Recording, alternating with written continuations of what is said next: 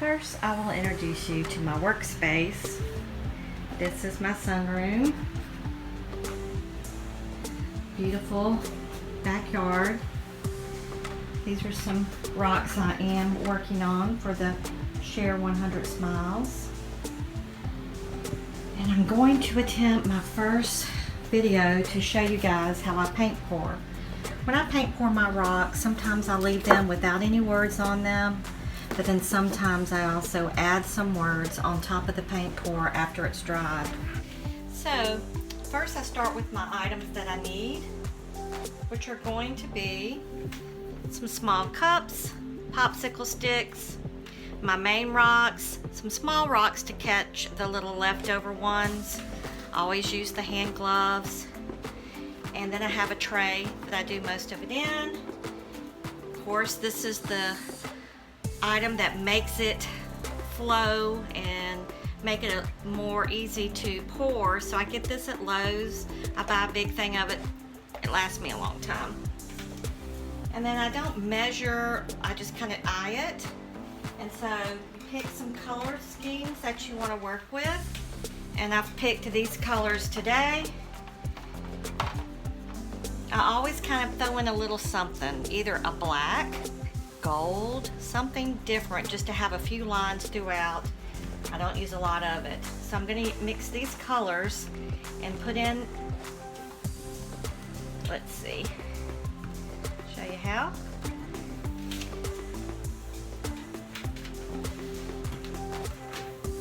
Okay, here we go. Now, I start with putting my gloves on.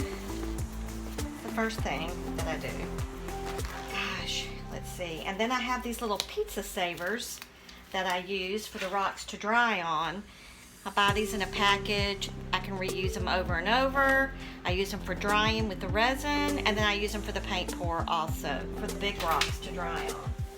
And you can get like a package of, I don't know, 100 for $4, and they have been excellent for me to work with. It's what I enjoy using. So you pick your colors, and then they individually go in a cup first.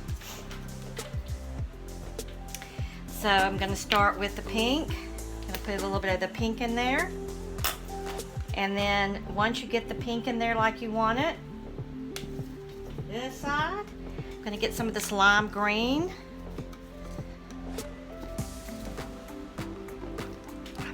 More lime green.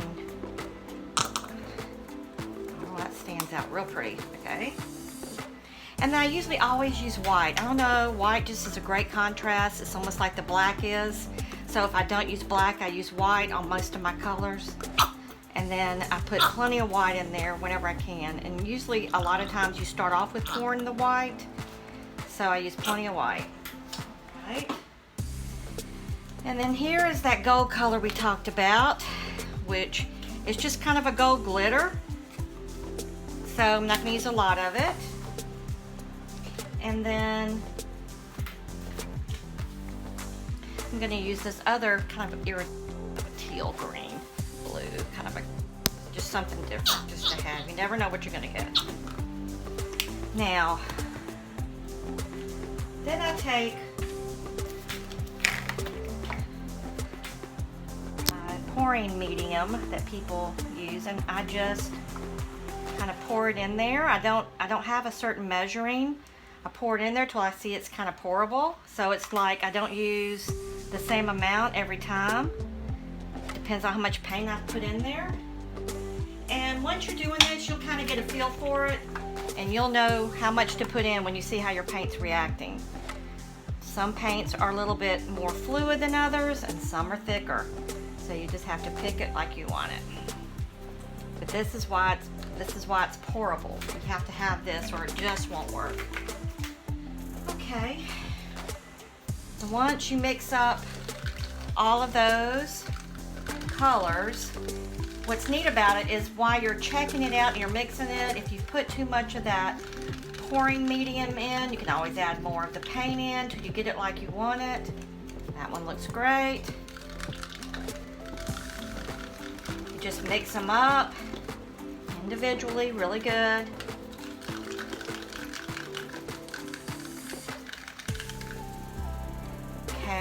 And then after you do that, you're about ready to then pour them into another cup that you use. A lot of people do this their own way. This is how I've done it. I didn't have any lessons. It's just something that I've done just by trial and error, I should say. So now that I've got all those colors, then I pick the rock that I want. You kind of decide which side that you want it to lay. And if I haven't mentioned, I use this cheap little Dollar Tree type tray, plastic, just over and over again.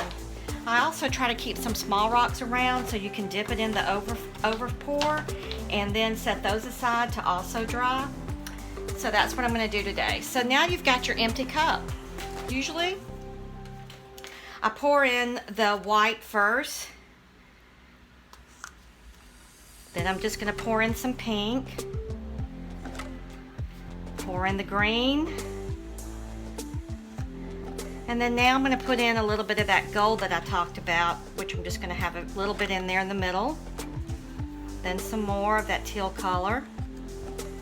And then if I want to put some more white back on top, you just kind of decide. You don't know what you're going to get, so you just kind of play with it. And as you see when I pour it, I just kind of do that too.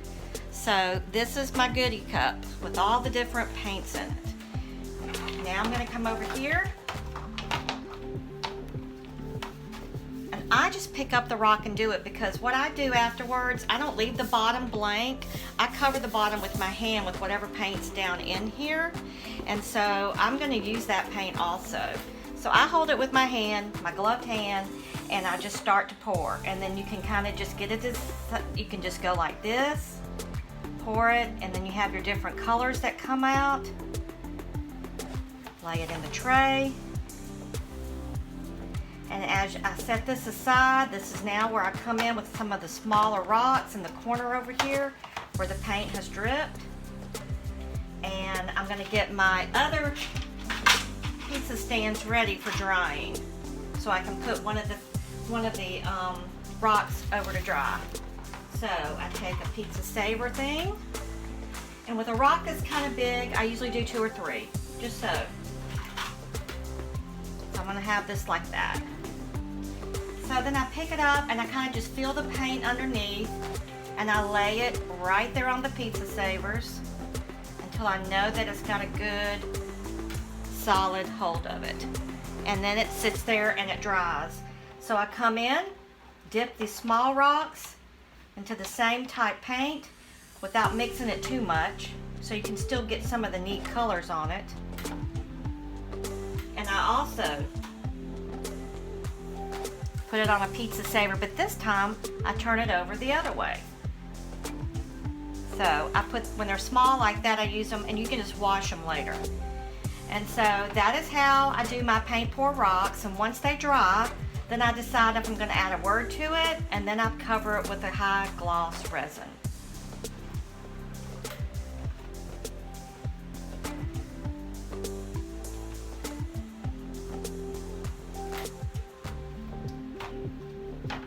I had a little bit of paint left over, so now I'm just going to pour it on top of these smaller rocks that was in the cup.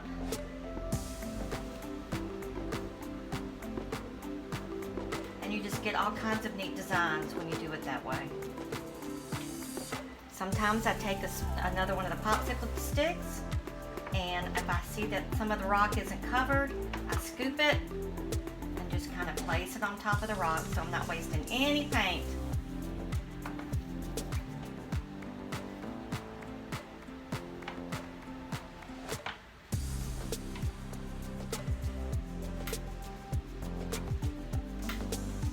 And that's how I do my paint pour rocks for now.